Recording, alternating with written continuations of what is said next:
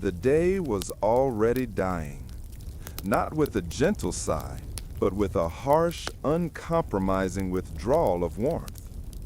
Above the skeletal silhouettes of the winter oaks, the sun, a pale, indifferent orb, sank rapidly beneath the western ridge, bleeding the last faint hues of orange and lilac into the vast slate-gray sky. It was the signal the peasants of Oakhaven Village had been waiting for all day, the moment when honest labor ceased and the serious, fundamental fight for warmth began. The air, which had been merely biting at midday, now turned aggressively frigid, clinging to the heavy wool tunics of the few souls still out in the fields. A thin, crystalline layer of frost already covered the fallow ground, crunching under Thomas's worn boots with a sound like shattering glass. A sharp, lonely echo that resonated with the stark reality of late medieval life. The calendar claimed it was only the latter part of autumn, the last gasp of Michaelmas, but the fierce cold of the coming winter had clearly jumped the queue, eager to claim the land. Thomas, his back aching and his hands raw and stiff despite the rough leather mittens, was one of the last men making the slow pilgrimage toward the village cluster. He was a man defined by the exhausting rhythm of the seasons. His shoulders slumped not just from the weight of the water bucket he carried, but from the cumulative exhaustion of weeks spent preparing the fields for a long, potentially lethal winter. He had spent the last 2 hours driving pegs into the ground, securing the thatched roofs of the grain sheds against the inevitable high winds, a task he knew was essential, but which had utterly drained the last of his energy. His breath plumed out in thick, white clouds, dissipating instantly in the relentless chill. He kept his gaze fixed on the smoke rising from the thatched roofs of Oakhaven, not the sharp, acrid smoke of a newly lit fire, but the comforting, dense, earthy haze of well-banked hearths, patiently waiting to embrace the village. That smoke was the only promise worth believing in tonight. It meant shelter. It meant heat. It meant a temporary suspension of the daily struggle. It meant survival. The bucket, heavy with the last draw of water from the stream before it froze solid for the night, swung rhythmically against his leg, the cold metal handle biting through the thin fabric of his mittens. Every step was deliberate, an act of sheer will. He thought of Ilara, his wife, and the youngest child, sleeping already perhaps, curled in the straw by the low fire. The thought of them, small, vulnerable, depending entirely on the warmth he would bring, was the engine that drove his heavy, weary feet forward. He passed the communal hay storage, where the smell of dry, sweet grass provided a brief, aromatic relief from the smell of cold, damp earth. The village, a humble collection of wattle and daub huts huddled near a slow-moving, half-frozen stream, was now less than a quarter-mile away. As Thomas took his first weary steps onto the rutted track leading into the heart of the settlement, a profound sense of retreat washed over him. This was not a cheerful, boisterous homecoming. It was a tactical, necessary withdrawal from a cold, powerful enemy, the north wind, that would spend the next 12 hours trying to seep through his walls and steal his precious, carefully conserved body heat. He heard the distant, reassuring clatter of wooden shutters being barred and the lowing of a cow being settled into its stall near a neighbor's hut. Everything was being sealed up, battened down, and prepared for the siege of the night. Thomas quickened his pace, his focus narrowing entirely on the small, dark shape of his own dwelling, distinguished by the slightly darker patch of moss growing on its northern side. As he reached the edge of the village, he passed old Maud, who was struggling to drag a heavy, low-slung branch gathered from the wood line earlier. He stopped, not because he had energy to spare, but because solidarity was the unwritten law of these frozen weeks. "Evening, Thomas." Maud's voice was a dry rattle, like dead leaves skittering across the frozen ground. "Evening, Maud. Let me take that last stretch for you." He slipped his free hand under the branch, feeling the rough bark and the icy coating on the wood. The shared effort, though fleeting, was a small, necessary warmth in itself. He helped her drag the branch to the low door of her hut. The wood was meager, enough for an hour or two of hesitant flame, but it was life. "The cold bites deep tonight," she whispered, pulling her hood closer. "Make sure your chimney is blocked tight, Thomas. The cold comes in with the smoke." He nodded his thanks, knowing her advice was sound. The chimney, a simple opening in the roof, was necessary for the fire, but it was also a gaping wound in the heat economy of the hut. It would be stuffed with straw and a scrap of sacking once the main cooking fire died down.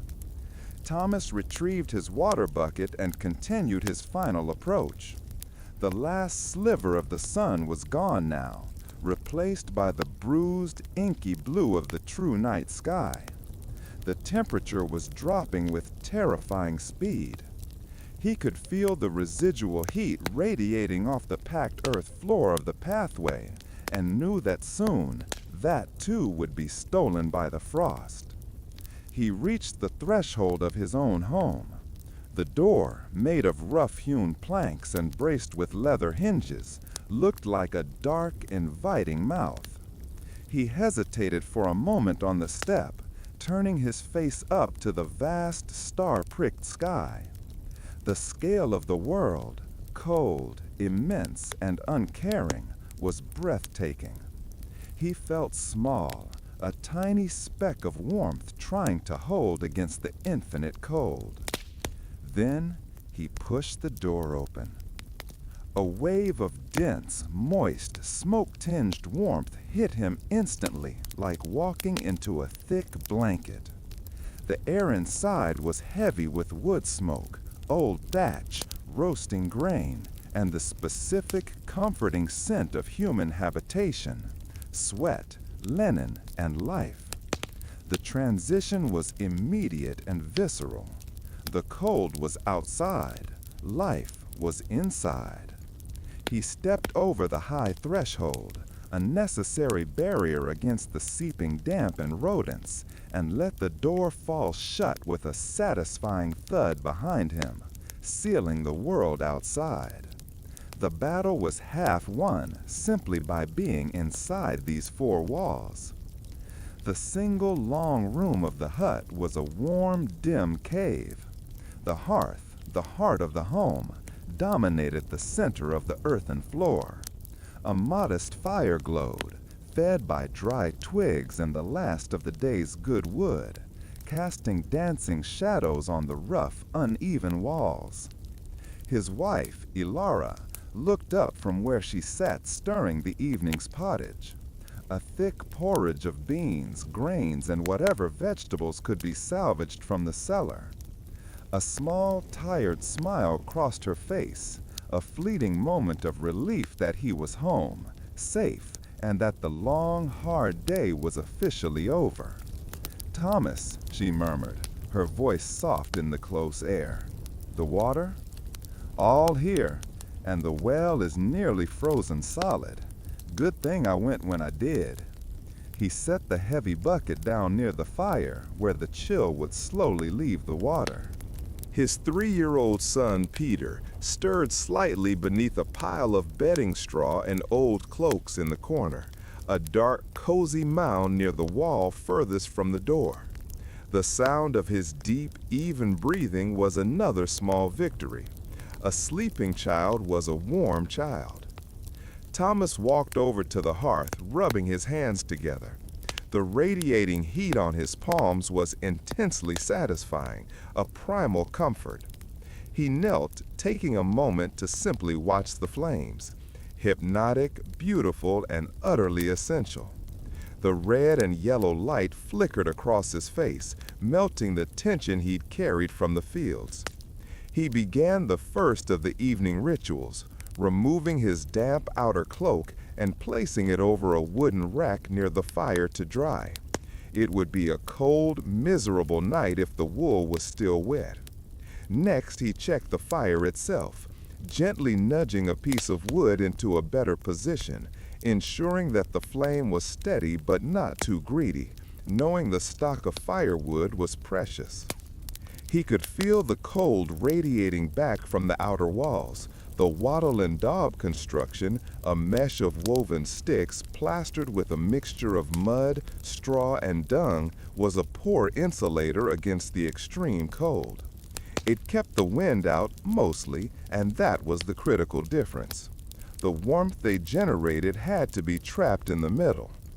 As Thomas shed his thick boots and felt the packed earth floor beneath his woolen socks, a sense of peace, hard-won and fragile, settled over him. The day had demanded strength and endurance. The night would demand strategy and efficiency. He looked at Alara, her face ruddy in the firelight, her hair pulled back into a simple braid. They were safe. They were together. And for this night, they were warmer than the wind outside. The preparation had been completed. The retreat was successful. Now the deeper, more complex work of turning cold into comfort and exhaustion into true, restful sleep was ready to begin. The scent of the pottage was growing stronger, a direct, physical promise of nourishment that would warm them from the inside out. He knelt beside his wife, holding his chilled hands out to the flames, ready for the next vital stage of surviving the medieval night. The air inside the hut, dense and heavy with the smell of wood smoke, damp earth, and human warmth, was a precious, tangible thing. It was thick enough that Ilara had learned to breathe through her mouth closer to the floor, where the smoke was less concentrated. The hearth was not merely a fixture. It was the engine of their existence, built directly into the center of the compacted earthen floor. It was a shallow, stone-lined pit where the small, controlled fire now glowed, its light barely penetrating the deeper corners of the hall. As Thomas settled by the flames, the sheer simplicity of their home revealed itself. There were no separate rooms. This single, long hall, the entirety of the peasant dwelling, was kitchen, workshop, bedroom, and nursery all in one.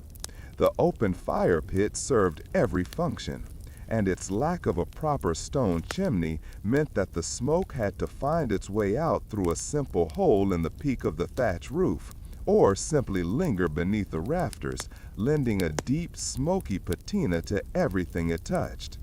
This perpetual haze was the price of warmth. The warmth that radiated outwards was immediately intoxicating. Thomas could feel the muscles in his legs, tense from hours in the icy wind, begin to soften. He extended his chilled hands, feeling the heat penetrate the rough skin, chasing away the bone-deep cold. He watched the flames lick at the modest logs, 2 pieces of oak and a few brittle twigs, which were all the evening's allowance. Firewood was measured not in cords, but in precious, individual hours of heat. Ilara knelt opposite him, her face reflecting the russet light of the flames. She was stirring the thick iron cauldron, suspended over the fire by a simple wooden tripod. The sound of the stirring spoon scraping the metal bottom was a calming, rhythmic counterpoint to the quiet sputtering of the burning wood. The pottage was nearly ready. "It's good tonight, Thomas," Ilara said softly, her voice carrying a deep contentment that transcended their simple life. Beans and a few carrots that survived the frost, enough to see us through the deepest part of the night. She dipped a wooden ladle and offered it to him. He took the ladle and sipped the thick liquid. It was hot, starchy, and filling, the very definition of survival food. The warmth didn't stop in his throat. It spread through his chest, a comforting fire kindling in his belly, giving him the internal fuel needed to fight the external cold. Beyond the hearth, their sleeping arrangements were evident. The corner furthest from the door, and thus the most protected from drafts, was piled high with straw. Not the rich, soft bedding of the manor lord, but the coarse, durable stalks of winter weed. On top of the straw lay several heavy blankets and old patched cloaks. This was where Thomas, Ilara, and their young son Peter would all sleep side by side, sharing a single collective pool of body heat. Tonight, however, they had an additional occupant, the very source of their wealth and livelihood. "How is she?" Thomas asked, glancing toward a small fenced-off area near the back wall. "Restless," Ilara replied, glancing at their milk cow, Bess.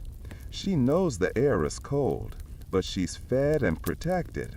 She'll give us her warmth tonight, and we'll give her ours." The presence of Bess in the same hall was neither pleasant nor ideal, but it was absolutely necessary. The cow's large, warm body generated a surprising amount of ambient heat, a free, constant heater. The low, musky aroma of the livestock mingled with the wood smoke and the cooking smells, a potent cocktail that defined the peasant home. Bess was a living, breathing hot air radiator, and by keeping her indoors, they protected her from the frost and secured a valuable source of heat and milk. Thomas rose stiffly, now invigorated by the pottage, and carried out the evening duties that ensured a secure night. First, he checked the door, sliding the heavy wooden bar into its sockets. Then the windows, small, simple rectangular openings that had no glass, only internal wooden shutters. He ensured the shutters were tight, shoving a piece of old rag into the last visible crack, eliminating the final draft. He then addressed the main vulnerability, the smoke hole in the roof. While the fire was burning strong for cooking, the smoke had to escape. But once the embers were banked, that hole became a magnet for cold air. He found the old smoke-stained piece of sacking and the large flat stone reserved for the task. It wasn't time yet, but the preparation was mental. As the pottage was finished and their bowls scraped clean, Ilara began the final crucial task of the evening, banking the fire. This was not putting the fire out, it was putting it to sleep. She carefully shoveled a thick layer of fine ash over the remaining glowing embers, burying them completely. The ash insulated the heat, allowing the fire to smolder for hours, conserving the precious energy of the wood, while ensuring that a single vital spark would survive the night. By morning, the ash would still be warm, and a few puffs of breath and dry straw would bring the flame back to life without the need for the unreliable flint and steel. With the hearth settled into its deep, slow warmth, the small hut plunged into a comforting, deep gloom. The air cleared slightly now that the heavy smoke was no longer being aggressively produced. Only the soft, low sounds of the sleeping world remained. Peter's rhythmic breathing, the gentle chewing of Bess in her corner, and the soft hush of the wind seeking entry through the walls. Thomas joined Ilara in the sleeping area. He settled onto the straw, the dry stalks rustling softly beneath him, creating a temporary, comfortable cradle. He pulled the thickest woolen blanket, a family heirloom, scratchy but irreplaceable, up over them both. Ilara nestled close, her head resting on his shoulder. In this moment, the cold outside seemed a distant, abstract threat. Here, pressed together, surrounded by the straw, the walls, the banked fire, and the silent, breathing cow, Thomas felt an overwhelming, primal sense of security. The long day was over. The retreat was complete. And now, the warmth of shared life would be their shield against the longest, coldest hours of the night. His heart beat slowly, a steady, rhythmic drum against the cold. He closed his eyes, allowing the comforting darkness and the heavy weight of the shared wool to pull him toward rest. With the heavy door barred and the fire now carefully tended by Ilara, Thomas felt the tension in his shoulders ease enough to focus on the immediate, tangible pleasure of the evening, the food. This was not a meal for enjoyment, but for sustenance, a dense, calorie-rich bulwark against the 12 hours of cold that lay ahead. The pottage had finished its long, slow simmer. Ilara used a thick, smoke-blackened wooden spoon to dish the contents of the iron cauldron into two simple, shallow wooden bowls. The bowl itself, made of carved ash wood, felt warm and reassuring in Thomas's stiff hands. The dish was the cornerstone of the peasant diet, known simply as pottage. Tonight, it was a thick, nearly solid stew of winter beans, barley, and the last of the autumn root vegetables, some small, tough carrots and turnips that Ilara had stored deep in the earth cellar. The contents were mashed together into a homogeneous, khaki-colored mass, seasoned simply with a pinch of dried herbs and salt, a luxury they had to trade dearly for. Thomas raised the bowl, inhaling deeply. The scent was a rich, comforting blend of earthy grains, wood smoke, and a slight savory depth from the animal fat they had managed to render earlier in the season. It smelled of safety and calories, the two most essential things in their lives. He did not use a spoon. The peasants, ever practical, simply broke off small pieces of stale black bread, the hard, heavy loaves baked weeks ago, and used them as edible scoops. He dipped a piece of the sturdy bread directly into the hot, steaming pottage. The first mouthful was almost agonizingly hot, but Thomas barely registered the heat, so intensely satisfying was the warmth it delivered. He chewed slowly, deliberately, focusing on the texture, the slightly rough, satisfying give of the beans, the firmness of the grain, and the spongy resistance of the bread. This food was their shield. The pottage was designed to release its energy slowly, giving their bodies the internal furnace necessary to keep their core temperatures stable throughout the night. A man could not fight the cold on an empty stomach. The energy required just to shiver and sustain life had to be replenished. Every chew, every swallow was an act of survival. As they ate in near silence, a quiet born not of lack of conversation, but of mutual exhaustion and respect for the meal, Thomas's mind drifted to the source of the heat they were currently enjoying. The fire outside, our fire, was an extension of the food. It was the calories of the tree converted into warmth. The pottage was the calories of the field converted into personal warmth. The circle was complete. He looked over at Ilara, who was eating with the same focused intensity. Her face, often drawn tight with the worries of the manor lord's demands and the unpredictable weather, softened as she ate. The physical act of warming up, fueled by the thick meal, was visibly restorative.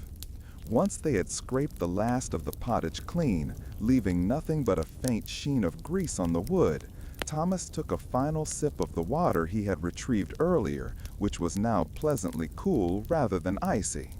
The emptiness in his belly, which had been gnawing at him since midday, was replaced by a deep, heavy feeling of fullness. This was the true comfort of the evening.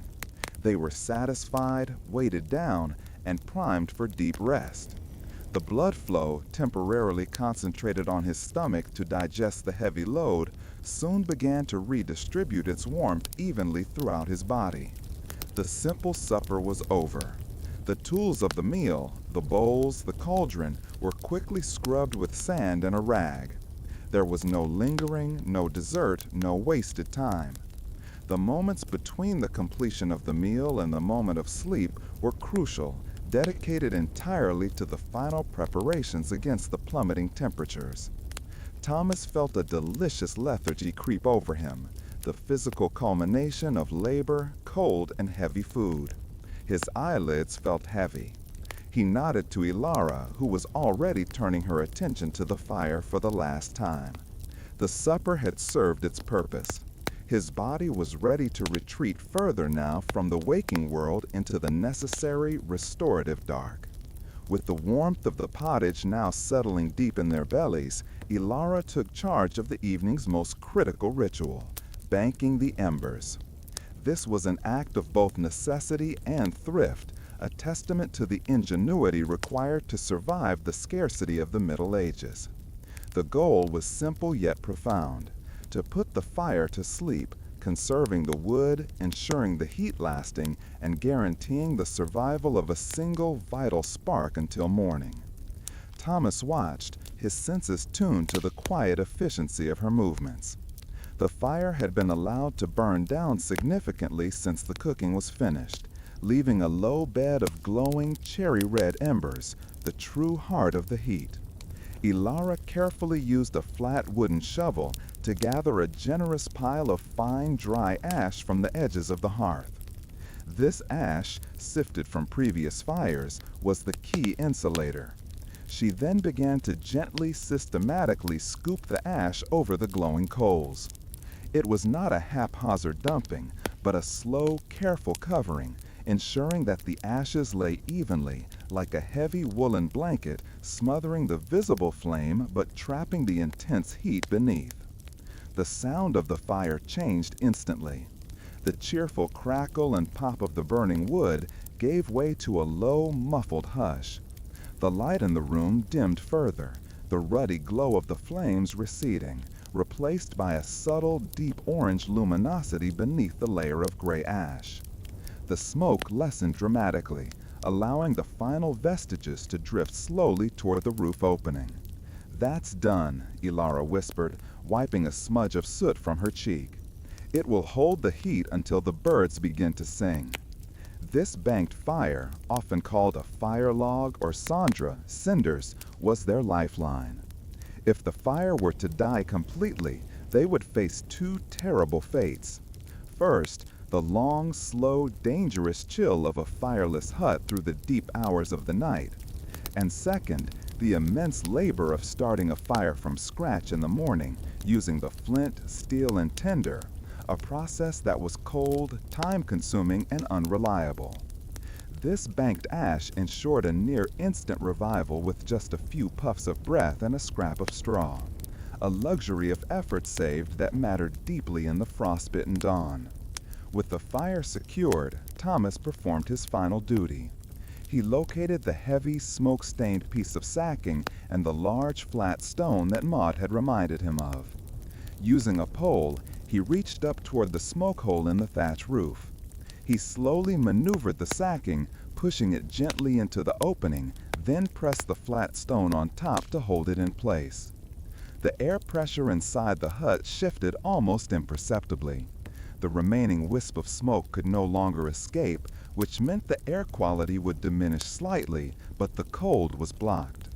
That large opening, necessary for ventilation, had been sealed, converting the hut from a vented, open space to a sealed, heat-trapping chamber. The warmth, which was already fighting to cling to the inner surfaces of the wattle and daub walls, was now commanded to stay put. A profound silence descended upon the single hall. The only remaining sounds were the intimate, comforting noises of the life they shared. The soft rustling of straw as best the cow shifted her weight in the darkness. Ilara's gentle sigh, and the quiet, deep breaths of Peter sleeping in the corner. Thomas turned toward the bedding area. The light was now so dim that the hut was merely a silhouette, a cave of warmth amidst the endless black frost. He could feel the dense heat radiating subtly from the banked hearth, and even more powerfully, the shared warmth coming from the far corner where they would sleep. His body, now internally fueled and externally guarded, was ready for the huddle. With the fire banked and the walls sealed, Thomas and Ilara moved toward the corner of the hut dedicated to rest. This area was more than a bed. It was a carefully constructed mound of warmth, a strategic defensive position against the relentless nocturnal cold. It was the huddle. The foundation was a deep bed of clean, dry straw, piled a foot high, acting as a crucial thermal break between their bodies and the freezing damp of the earthen floor. Lying on top were several coarse, scratchy woolen blankets and their own day cloaks, now serving double duty as the final layer of insulation. Thomas knelt beside the sleeping mound. He first checked on Peter, their son, whose small body was already burrowed deep beneath a mound of fabric. The boy was breathing softly, a faint, contented sound. A sleeping child was a living testament to the efficacy of their preparations. Thomas gently tucked the edge of a blanket tighter around the boy's head, sealing the small, self-contained pocket of heat Peter had generated. Ilara lay down first, curling her body into a compact, protective shape against the cold outer wall. Thomas settled in beside her, his large frame acting as the secondary buffer. This was the geometry of survival. The strongest body against the coldest surface, the smallest body nestled securely in the center. They lay hip to hip, shoulder to shoulder, a single fused unit of human warmth. The immediate, intense satisfaction of sharing body heat was palpable. The cold shock that greeted Thomas when he first entered the bedding slowly dissipated, replaced by a dense, circulating warmth that felt organic, intimate, and profoundly necessary. The temperature within the shared blankets was exponentially higher than the ambient temperature of the smoky hall. Every square inch of contact, the press of Ilara's back against his chest, the warmth emanating from her neck, the shared weight of the heavy blankets, was a deliberate, life-affirming act. They spoke no words now. Words were too much effort. Their communication was reduced to the physical language of survival. A slight adjustment of position, a soft sigh of settling, a gentle press of a hand on a shoulder to confirm presence and security. But the huddle was not solely contained within the blankets. It extended outward to the other living, breathing inhabitants of the hall.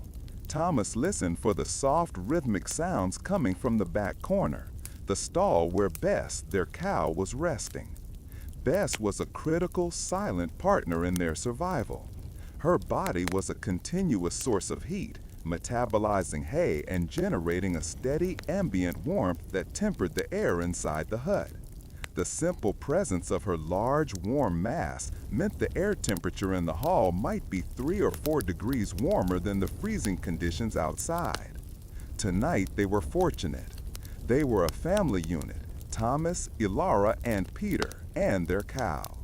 In times of extreme, lethal cold, it was not uncommon for neighbors, the elderly, the widowed, or those whose own hearts had failed, to seek refuge, pressing together in a communal huddle on the floor of a more secure home. The term fellowship had a literal physical meaning in the peasant world. Sharing warmth could be the difference between life and death. Every living creature contributed to the collective warmth reservoir. As Thomas lay still, the heavy scent of the sleeping hall, smoke, wool, cow, and body became deeply comforting. It was the smell of life thriving despite the odds. The cold still managed to find the edges of the shelter, a faint icy draft on his cheek from a crack he'd missed near the roofline. But the collective warmth inside made it a manageable threat. It was a reminder to stay still, to conserve every hard-won calorie. He shifted one final time, arranging his body into a slightly curved fetal posture, a position that naturally minimizes surface area exposure and conserved core heat. He wrapped his arm tightly around Ilara, pulling her closer still. He could feel her pulse, slow and steady against his hand. In this deep, secure embrace, with the warmth seeping into his weary muscles and the knowledge that the food was holding firm in his gut, Thomas finally let the heavy veil of sleep descend. The fierce battle with the cold was temporarily ceded to the subconscious. He was not alone, he was protected. He was part of the huddle, the most ancient and reliable defense against the medieval night. The wind might howl and the frost might creep, but here, in the small, warm cave of his family, he was safe. The peasant's bed was a testament to the fact that comfort was secondary to insulation. The layers beneath Thomas were as vital as the blankets above him. He lay not on a mattress, but on a deep, springy bed of dried straw and rushes. The coarse grasses and stalks gathered during the warmer months and stored specifically for bedding. As he settled in, the straw rustled softly, a dry, whispering sound that seemed to acknowledge the weight of his tired body. He could feel the stalks compress slightly beneath him, forming a temporary cradle that molded to his shape. This bedding was strategically piled high, at least a foot or more deep, and spread across the section of the floor that included Bess's stall, ensuring the damp from the bare earth never quite reached his body. The fundamental function of the straw was not softness, but thermal break. The straw stalks, being hollow and filled with air, trapped millions of tiny pockets of warmth. This thick layer was the first and perhaps most critical barrier against the deep, persistent chill that radiated upwards from the compacted, frozen dirt floor. If they were to sleep directly on the earth, the ground would relentlessly wick away their body heat through conduction, chilling them from below with lethal efficiency. The straw was their defense against the earth itself. Thomas shifted his shoulder, allowing the straw to rearrange and release a subtle, earthy, almost sweet smell. The lingering scent of the summer fields, now preserved and repurposed for winter survival. This smell, combined with the musk of the cow and the perpetual haze of the banked fire, was the scent of home. The straw was supplemented by rushes, tougher stalks that were often spread on top of the main bed to provide a slightly cleaner, more tightly woven surface. But unlike the straw, this bedding was not changed frequently. A major cleaning, where the old soiled straw was scraped out and replaced with fresh, dry material, was often only performed once or twice a year, usually during major feast days. As a result, the bedding held not only the memory of the summer harvest, but the accumulated smells and microscopic life of their daily existence. Lying on the straw, Thomas understood the profound difference between the sleeping quarters of the peasant and the lord. A nobleman had a thick feather mattress filled with soft down set high on a wooden frame, well away from the floor. Thomas had the earth floor, mitigated only by nature's simple insulator. Yet, in this moment, pressed against Dilara and sinking into the dry, air-filled stalks, he felt a deep, primitive contentment. The straw was absorbing his heat, holding it captive, and reflecting it back. He knew that beneath this layer lay the true cold, but his body was suspended above it, safe and insulated. He closed his eyes, focusing on the simple tactile pleasure of the warm wool of the blanket on his face and the dry, gentle pressure of the straw supporting his weary frame. The foundational layer of their defense was holding fast. The final line of defense against the freezing darkness was the weight of wool. Lying on the straw, Thomas and Dilara were not under soft down comforters. Their primary covering consisted of the thick, heavy woolen cloaks they wore every day for labor, now meticulously arranged to serve as their shared nighttime blankets. The wool was coarse, stiff, and aggressively itchy, far from luxurious, yet utterly essential. It was the natural, unprocessed fiber of the sheep they tended, spun into heavy, dense thread and woven on simple looms. This fabric, called wadmal or frieze in various forms, was designed not for elegance, but for pure, brutal utility. It had a rough, shaggy texture, which ironically made it a spectacular insulator. Thomas shifted his shoulders, pulling the scratchy fabric closer around his neck. He felt the heavy, comforting resistance of the wool. The magic of this rough cloth lay in its weave. The dense fibers trapped air so effectively that they created millions of microscopic barriers against the cold. Moreover, wool had the remarkable property of being hygroscopic. It could absorb moisture from the humid breath and sweat of the sleeping bodies without feeling wet to the touch. This meant that the blankets remained dry and effective even as the small pocket of air beneath them grew saturated with moisture. The cloak he was under was his most prized possession, thick, dark brown, and patched numerous times. During the day, it protected him from the chilling rain and the biting wind. At night, it became the roof of their warm sanctuary.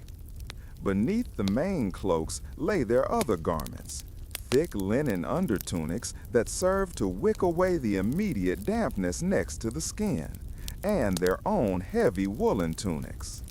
Everything that was damp from the day's work had been stripped and hung near the banked fire. Everything dry and heavy was layered onto the bed. Elara lay on her side, her back pressed against Thomas, using the warmth of his large body as the primary heating element.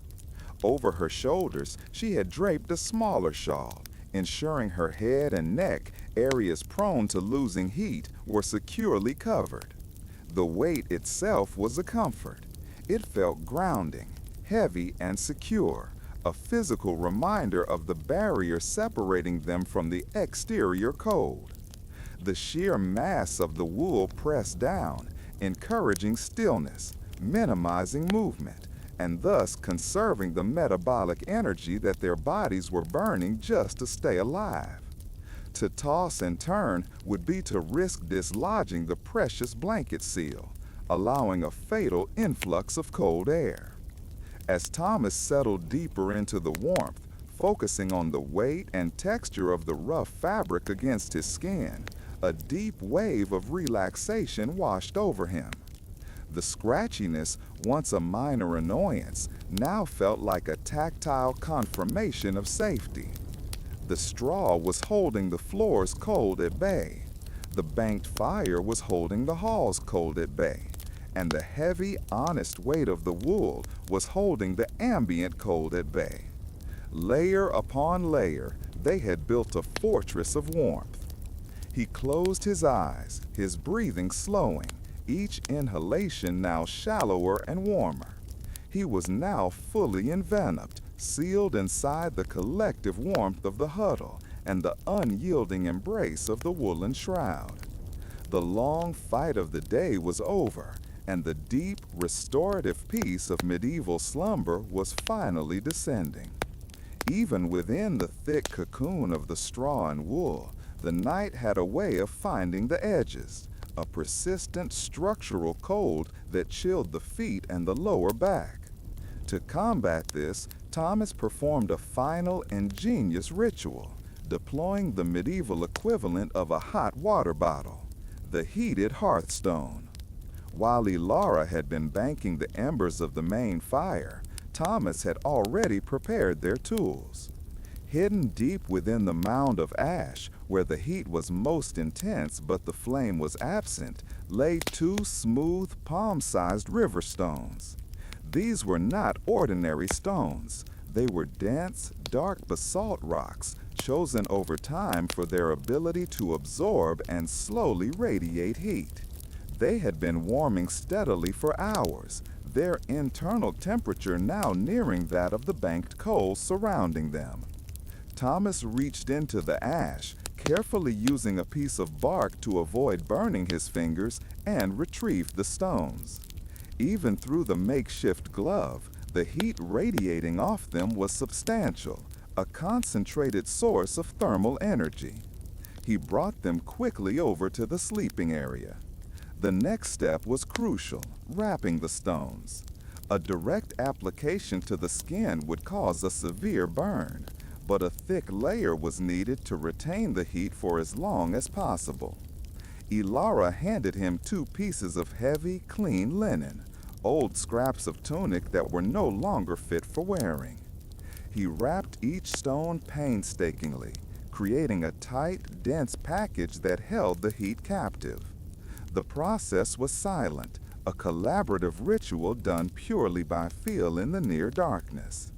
The first wrapped stone went straight to the center of the bed, placed strategically at the feet, beneath the thickest layers of the cloak. The feet were the most vulnerable part of the body, often the first to grow painfully cold. The concentrated heat provided by the stone would not only warm their toes, but would send warmed blood circulating back into the rest of their body. The second stone was tucked carefully against Thomas's lower back, where the cold often settled deepest against the damp outer wall of the hut. As the linen-wrapped stone settled against his skin, a slow, profound wave of warmth spread outwards, easing the residual ache from a day of heavy labor and chasing away the localized cold spot. It was a deep, intense heat that permeated the fibers of his clothing and warmed the blood directly. Unlike the general ambient warmth of the fire or the huddle, the stones provided focused, directed heat, a powerful localized core that would sustain the warmth of the bedding long after the banked embers had cooled entirely. Thomas finally lay back down, pulling the thick wool up high over his shoulders. He felt the radiating warmth from the two stones, one at his feet, one at his back, integrating seamlessly with the shared warmth of Ilara and Peter. He was now sealed in a perfectly calibrated system of heat conservation. Insulation from the straw, warmth retention from the wool, shared metabolic heat from the huddle, and concentrated, long-lasting heat from the stones. The deep, satisfying heat coursing through his body was the final signal that the night's preparations were complete. The cold had been successfully neutralized. He exhaled slowly, the profound sense of physical security allowing his mind to finally detach from the worries of the day. The simple, heavy warmth was all that mattered now, easing him gently and inevitably toward the restorative depths of sleep. The heat was secured, trapped by the wool, maintained by the stones, and generated by the huddle. The final act was the simple, innate decision of posture. Thomas adjusted his body, not for conventional comfort, but for absolute thermal efficiency, assuming the natural, defensive fetal curve. He rolled slightly onto his side, drawing his knees up toward his chest and tucking his hands in close to his torso, beneath his armpits. This action was instinctive, a primal response to the cold. Biologically, the curled position minimizes the body's exposed surface area, especially the highly vascularized areas like the face, hands, and feet. By drawing his large limbs in close, he was ensuring that the least amount of skin was exposed to the cold air filtering into the bedding pocket. This was about minimizing radiation, keeping the hard-won heat sealed within the core. Ilara mirrored his movement, pressing her back more tightly against his chest, their bodies forming two perfect interlocking curves, like two spoons nestled together. This created a dense, thick layer of shared insulation along their backs, where their own heat met the cold outer air. In this position, their breathing was shallow and quiet, the rhythm of their breath sinking naturally as their bodies settled into the deep, slow gear of rest. Thomas could feel the profound difference this position made. The cold spots, which had been subtle nudges before, vanished. His body felt compact, solid, and utterly protected. The wool draped perfectly over the highest points of the curves, and the dense straw supported the white of their compressed bodies. In the medieval mind, this posture was also psychologically comforting. It was a reversion to the safest place known, the womb, a defense against the vast, dark, and potentially dangerous world outside their walls. The cold was a constant, real threat, and the fetal curve was a silent, nightly acknowledgement of that threat paired with a firm refusal to yield to it. As Thomas settled into the complete stillness of this snug position, the pressure of Elara's weight, the persistent warmth of the stones, and the heavy embrace of the wool fused into a single sensation: profound security. The need to move, to fidget, to worry subsided. His body was officially in rest mode, optimized for warmth, minimized for energy expenditure. The final physical act of preparation was complete. Lying in the profound stillness of the huddle, Thomas's awareness narrowed to the immediate cocoon of warmth, but he remained keenly conscious of the shell of the hut surrounding them. He could feel, not directly, but through the cooling air near the walls, the external cold, a vast, heavy pressure relentlessly trying to penetrate their sanctuary. The simple, rough construction of their home was now engaged in a silent, desperate battle. His thoughts drifted back to the small measures taken just an hour ago: the shutters. There were two small rectangular openings in their wattle and daub walls, primitive windows with no glass, covered only by hinged wooden slats. During the day, they were opened slightly to let in the meager light. Now they were tightly secured. He could almost visualize the scene. The shutters latched from the inside, their edges sealed with scraps of rag and mud pushed firmly into the gaps by Elara's careful fingers. He focused on the door, the weakest point. He remembered the solid thud as he pulled it shut, followed by the heavy clunk of the wooden bar sliding into its sockets. That bar, simple and strong, was a psychological anchor. It was the absolute final declaration that the outside world was officially locked out. No draft could enter, and no animal or wandering threat could breach the seal. Even the walls, constructed of woven sticks coated in mud, straw, and dung, played their part. They were inefficient, letting the cold seep through slowly, yet they offered a crucial buffer. The outer mud layer was likely freezing solid now, turning into a thin shield of ice-hardened clay. This solid shell gave Thomas the profound sense of being contained, a warm, living thing suspended within a hard, protective casing. He lay perfectly still, breathing the smoky, warm air, and felt a profound gratitude for these minimal, effective barriers. The structure was holding. The air you breathed, though heavy with the scent of the cow and the hearth, was still air, unmoving air. The wind could rage and gnaw at the thatch, but inside, the air was calm. The fight against the penetrating cold was a nightly test of their craftsmanship and diligence. Tonight, they had passed. The sense of security, built layer upon layer from the straw beneath to the locked door, deepened the relaxation in his muscles. He was safe, sealed, and ready for the final descent into rest. As Thomas lay enveloped in the snug warmth, a new awareness took hold: the sounds of silence. True silence was rare, even in the medieval night, but the quiet within the hut felt profound, a deliberate sonic shield against the external world. The dominant sound inside was the soft, steady rhythm of life. He heard Elara's breathing beside him, shallow and peaceful, and the deeper, gentle huff of Peter nestled in the center. From the corner, Bess, the cow, made an occasional soft chewing sound as she slowly ruminated on the last of her dry hay.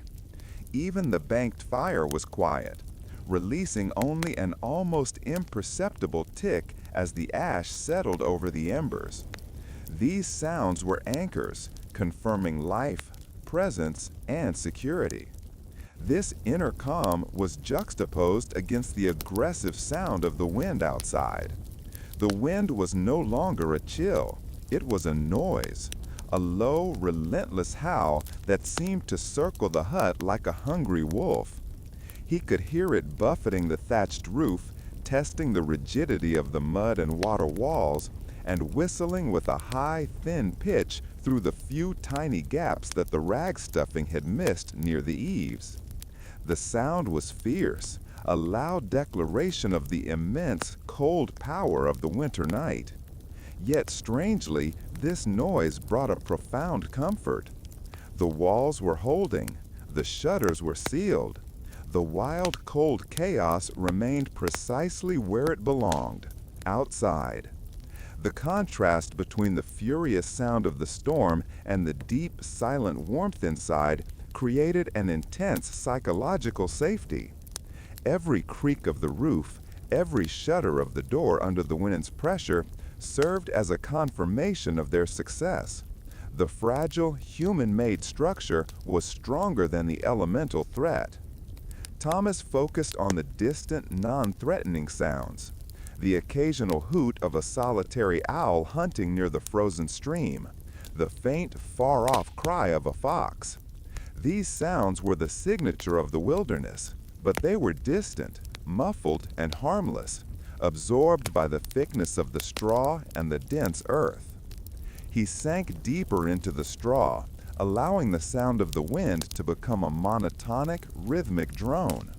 It was a constant, steady noise, lacking any sudden or alarming change, and thus his mind began to process it as non-threatening background.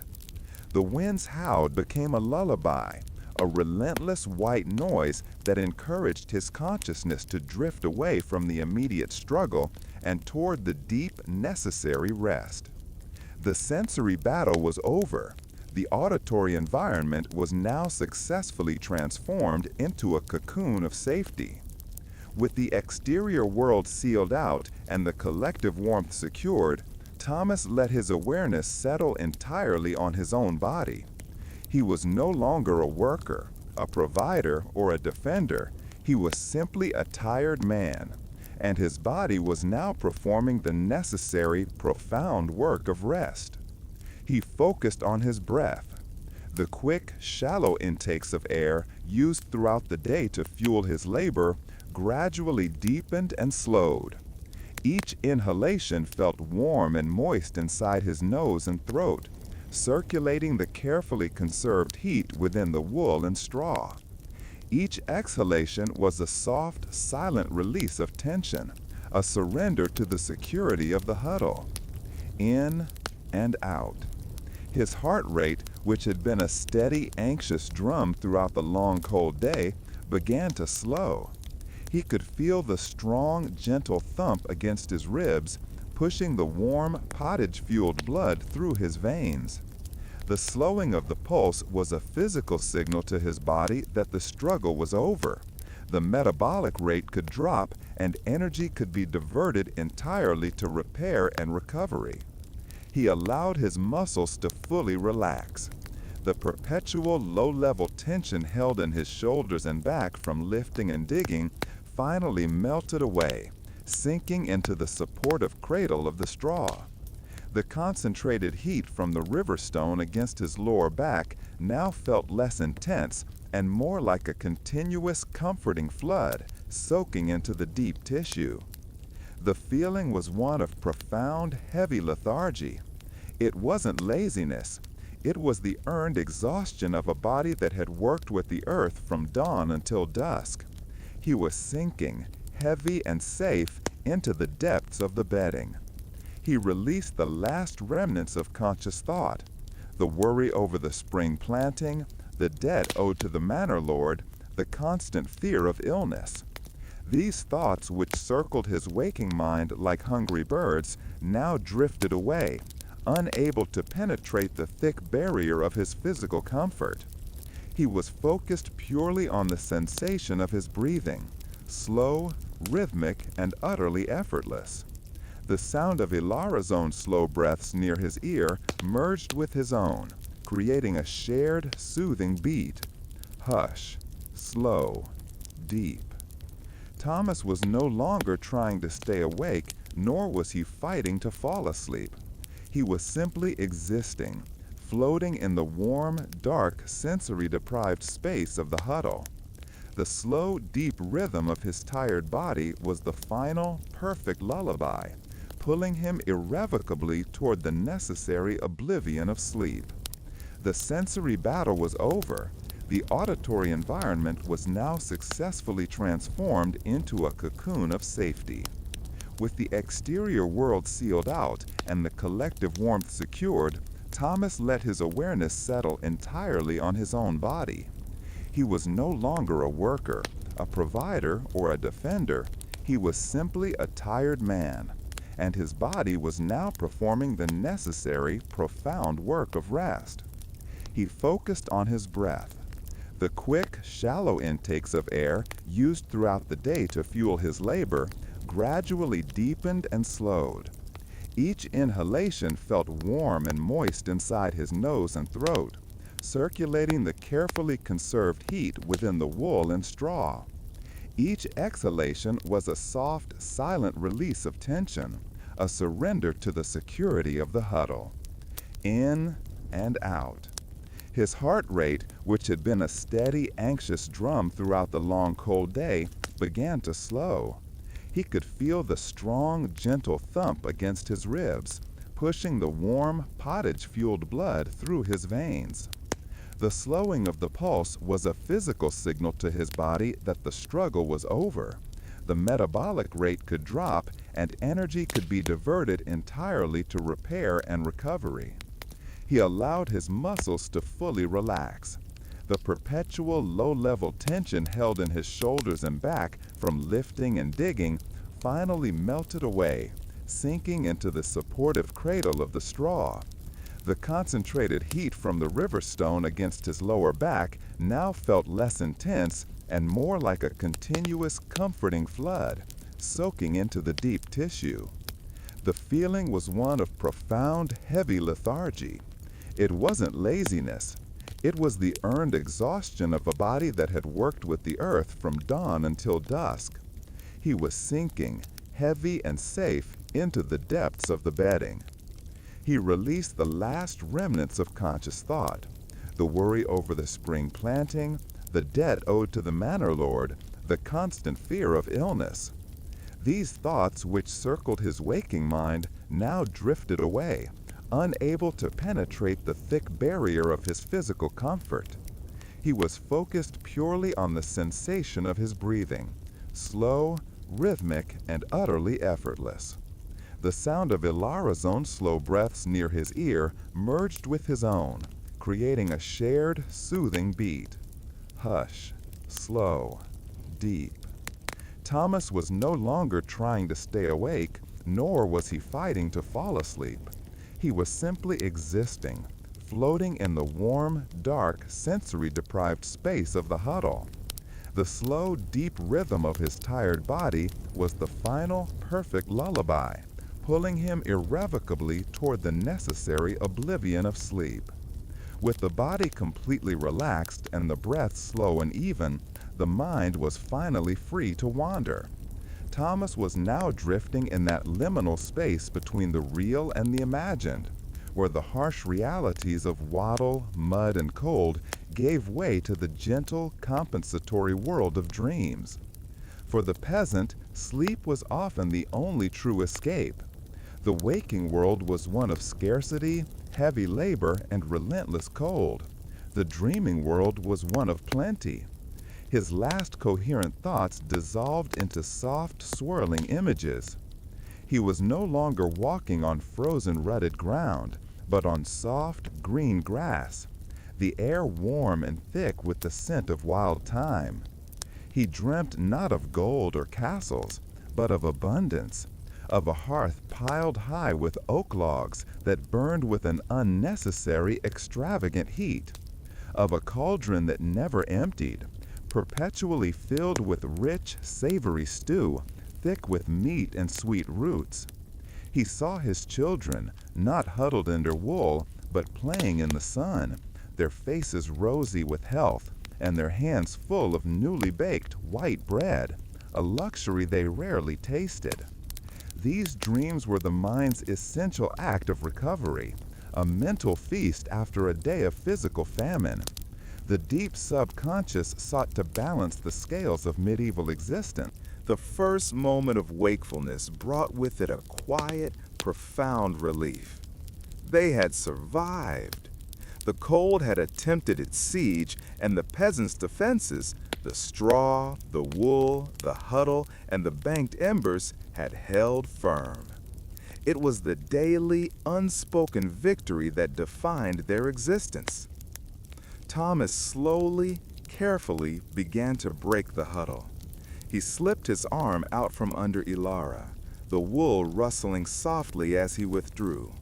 He paused, ensuring his movement didn't disturb the deep sleep of his wife and son, letting the blanket settle back over them to protect their remaining warmth. He rose stiffly from the straw, feeling the chill of the earthen floor on his feet through his thick socks. The air in the hall was definitely cold, but it was several vital degrees warmer than the outside air, which he could sense through the walls. He walked to the center of the hut, kneeling before the hearth. This was the final, critical act of the night's survival. He located the patch of ash where the embers were banked. The ash was still comfortably warm to the touch. Taking a handful of dry straw and a few brittle twigs, Thomas carefully scraped away the ash from the top of the pile. Immediately, a dull orange glow appeared beneath the gray dust. The spark of life, preserved exactly as Ilara had intended hours earlier. He gently placed the dry straw over the glowing ember and lowered his head, breathing a slow, steady stream of air onto the tiny spot. He puffed steadily and patiently until the straw began to smoke, then, finally, with a tiny, triumphant flicker, a flame caught. The fire was alive. As the small flame began to lick hungrily at the twigs, casting a weak, dancing light onto the walls, Thomas felt the first faint wave of heat radiate onto his face. The long night was over. The battle for warmth was won, and the preparation for the day's labor had begun. He sat by the growing fire, watching the light strengthen, savoring the peaceful moment before he had to wake his family and face the still frozen fields. The cycle had turned again.